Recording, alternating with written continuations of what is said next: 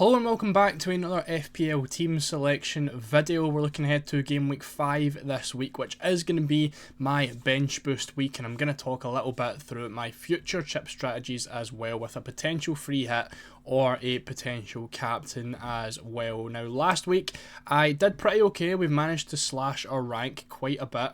I managed to jump about 2 million places, which is ideal, and you can see that just below me after using the wildcard in game week 4. Now, the wildcard was a little bit of a short term, like I had long term in mind, but I also had short term in mind. Obviously, picking some triple palace and a couple of minutes risks in the likes of Ekitike in there as well, and of course Yeremy.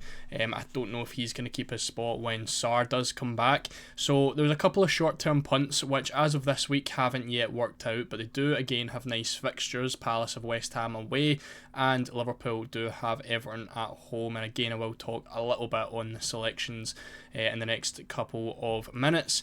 And again, as I said, Crystal Palace had Sunderland and they didn't do it too greatly. I still managed a clean sheet, which is ideal. Munoz picked up 5 points. No defensive contributions from him or attacking returns. He also got booked as well, which did make that a little bit less. But a lot of new players that I brought in done fantastically. Nick Pope done great with an 8-pointer. Gabriel picking up 9. Van Dijk with 8. All players that I just brought in this wild card, as well as Semenyo, who picked up 13, which was absolutely fantastic. And of course, that late penalty from Mohamed Salah, making that a successful captaincy as well. So overall, not too bad. I think I basically did get killed by Haaland. I was sitting about 2.5 million before that Manchester City game, and Haaland did drop me about 2 million places. And the more it goes on, the more it looks as though I 100% want to get him in my team. Now, it was basically locked in. Salah coming out to bring in Haaland was the future plan, but then obviously Salah done fantastically last night in the Champions League, and it is really making me rethink things. But I'm still thinking I really want Haaland in, and I know it's impossible. Well, I know it's not optimal to have Haaland and Salah in the FPL team, so I think I'm going to have to choose one, and to be honest, it probably is going to be Haaland that I do go for. Now, for the upcoming weeks, I thought I would show off my chip strategy, or at least what the planned chip strategy was. And basically, I made my game week 4 wildcard with the free hit 6 in mind. But now, it looks more and more likely that Haaland is going to get a monster haul against Burnley, and he does look like he's going to be the best triple captain option. So what I've put together is basically a little bit of a graphic here to kind of compare what would be best for my team, whether that's a triple captain in game week 6 or a free hit in game week 6. Now, obviously, this doesn't really have too much effect on this week. This week is just going to be a bench boost in a role in transfer, which we'll look at in a little second. But I wanted to just touch on this just a little bit. So, obviously, free hit in game week 6 was the plan, and we've got our predicted points for each game week as well, from game week 6, 7, 8, and 9. Now, obviously, the free hit was going to be used in game week 6, so that was going to achieve, from the free hit team that I built, just a quick rough draft, 68.4 points. Now, obviously, with the triple captain, Haaland is expected to score 8.8 points. So if you were to even take away the triple captain, you're looking at about 66 points from my normal team. So the free hit honestly doesn't even look that optimal, and it's only really gaining me a couple of extra points. And then we move on to game week 7. The triple captain, again, the team that I would have just using transfers, is doing better as well than my game week 7 team if I was to use the free hit. Now, you can see the transfers that I would be making in each game week, and essentially by the time you get to game week 8, I've got the exact same team anyway. So the predicted points in game week 8 and game week 9 are exactly the same, because it is going to be the exact same team.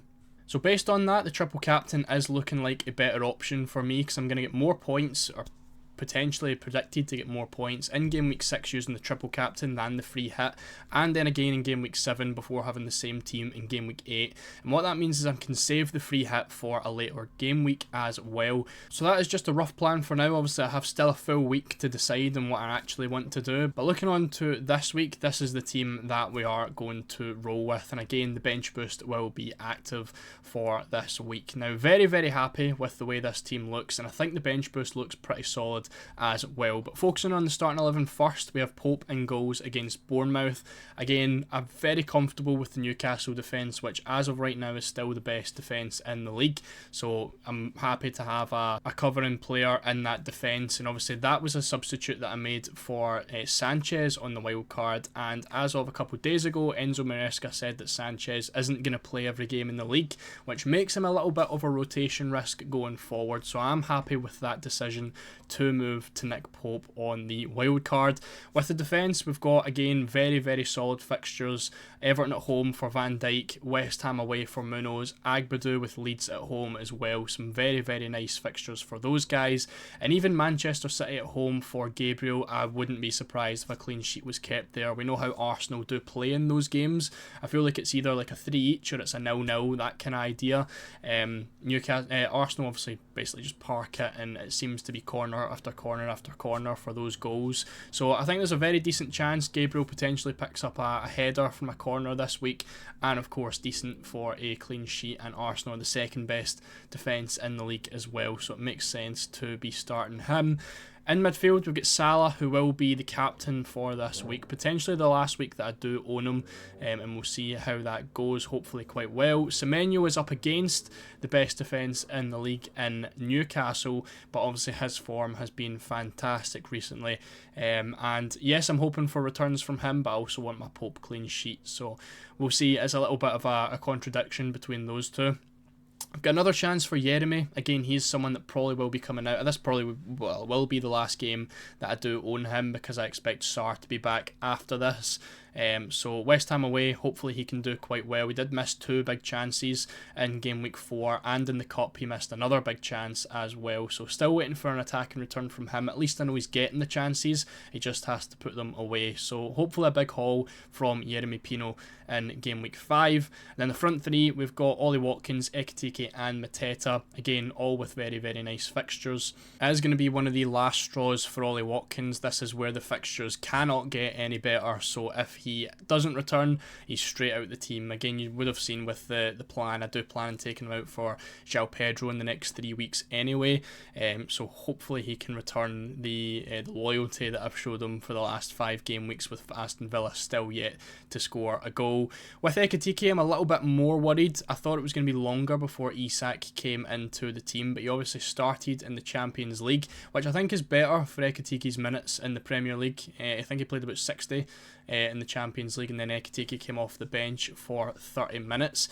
So I think that's good for this week. Game week 5 should be okay. I imagine Ekitike will start. I can't see Isak starting 2 games in a row. But game week 6 is where it could be a potential problem, which is why the free hit in game week 6 worked so well for me, because I just wouldn't pick Ekitike and transfer him out in game week 7. But if I am just going to use my transfers, I'm probably going to have Ekitike for game week 6 as well. So a little bit of a worry in there. And then when we look at the bench boost, you can obviously see we've got Dubravka, Senesi, Anderson and King. Now, according to Fantasy Football Hub, we're predicted to score 14.9 points on the bench, which I believe is a very solid bench boost score. Now, a couple of potential problems in there, obviously Nottingham Forest with Ange Postecoglou. I don't know if I can see a Burnley clean sheet in that fixture. I think Forest have a decent chance of scoring some in there, so potentially some saves for Dubravka is at least the hope. If he can score 3.6 points, I'll be more than happy. Then we've got King over the other side as well. Now, we have seen his minutes slowly getting reduced. He only played 59 minutes in game week 4, so that is another potential problem, but again, he is still expected to start and hopefully score 2.8 points or any more than that. A potential attack and return in the first half would be fantastic. But my main 2 on this bench boost is going to be Senesi against Newcastle at home. Again, don't know if I can see a clean sheet for Bournemouth in that match, but Senesi has picked up defensive contributions in every single game, so hopefully a 4 or 5 pointer from him. And then of course Elliot Anderson as well has been very consistent with his points, expecting to hopefully get about 5 or more from him. And again, as you can see down the bottom, I've kind of got what I rank bench boost scores to be. I think if you can get anywhere near 20, it's a very good bench boost. Anything less than 12 is going to be a failure. And if I look at my last year's bench boost as well, I think I get like 5 points from the bench boost, which was absolutely horrendous. So anything more than that is at least better than last season.